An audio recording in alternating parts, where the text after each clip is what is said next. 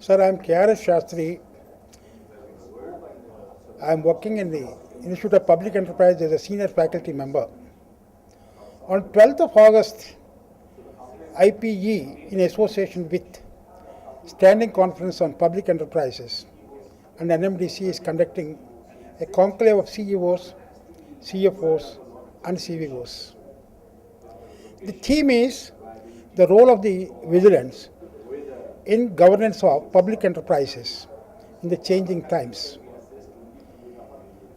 As you are all aware that in the next decade, that is by 2020, the public enterprises are going to improve their output by many folds. The economy as a whole is going to grow in a very, very rapid strides. Therefore, the role of the public sector is considered very, very essential and important. In the process, the agencies like CAG or the Vigilance Department should not become an hindrance in the working of the public undertakings.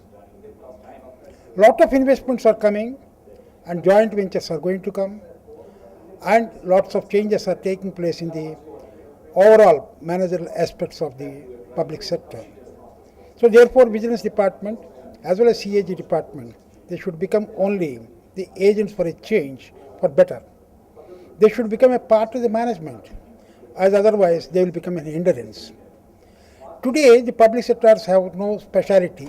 They have to play equal role like any private sector or, for that matter, any MNCs. Therefore, they need the help of these people to constructively bring new policies. They should not be behind the corrupt.